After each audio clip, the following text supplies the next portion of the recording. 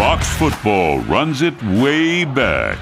Kendall Gammon mines the wealth of knowledge of former players. Brought to you by Mid-American Wealth Advisory Group. Let them design the financial plan that is right for you. MidAmericanWealthAdvisory.com. Joined now by my former teammate, Chiefs defensive end Eric Hicks. Eric, first and foremost, appreciate you coming on this evening. Oh, thank you for having me. It's a pleasure. Yep, absolutely. As you look at tonight's game, there's a lot going on. Obviously, Thursday night, the world champions, the banner being raised, everything going on. But kind of I don't know that if it's a secondary story, but it's certainly a story that is there, which is Chris Jones not playing. You play defensive end. You play, you know defensive tackles. You know the defense in general. Just talk to me about what that does to a defense in general, or what it can do. Well, when you play a team like the Chiefs at any game with this talent level, you circle 95 on the board the first thing on Monday, so we got to get this guy blocked. I don't care if it takes 2 or 3 guys, but this guy is not going to beat us today. So while the Chiefs have depth along the defensive line, it's not going to be the same as when you put Chris Jones out there. He's a dominant player.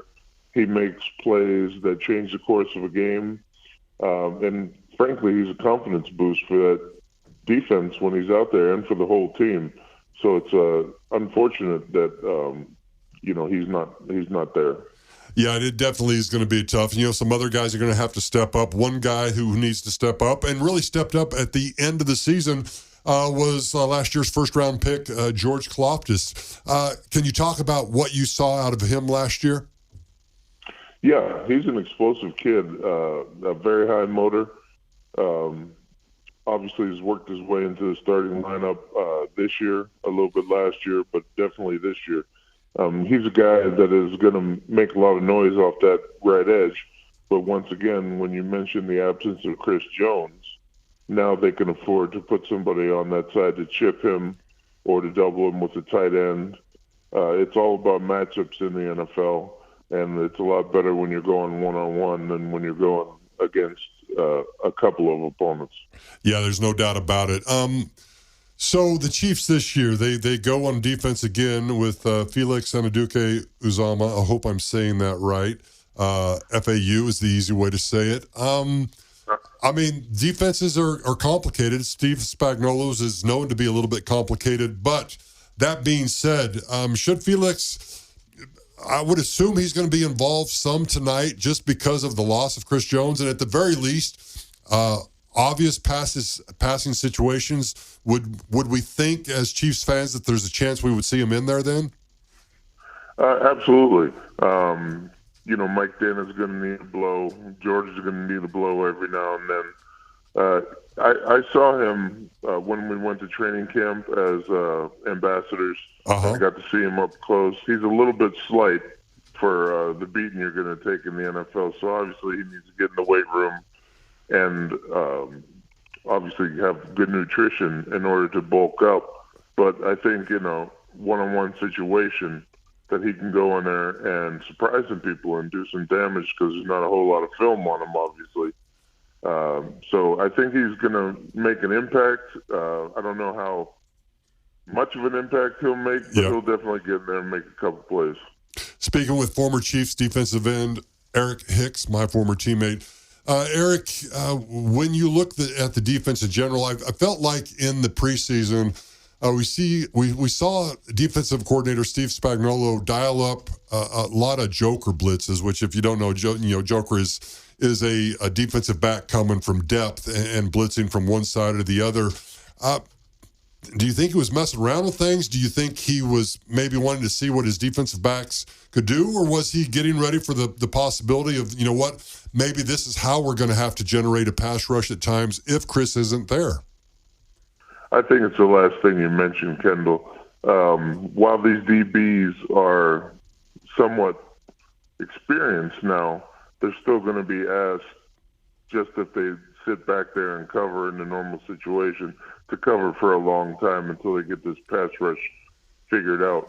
That is one way to generate more pass rushes to send an extra man, one more than they can block, if you will. But I think these DBs will hold up. We've got some veterans back there until the pass rush does catch up to where the level of the DBs are.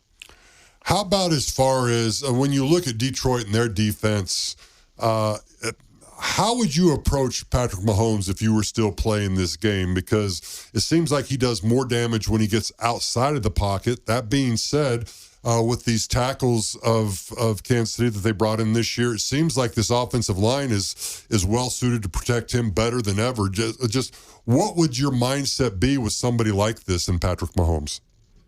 Well, I'll just have all 4 defensive linemen hold hands and rush upfield. It's kind of what you had to, kind of what you had to do with Michael Vick. Yeah, back in the day. Just so special, right? Just so special.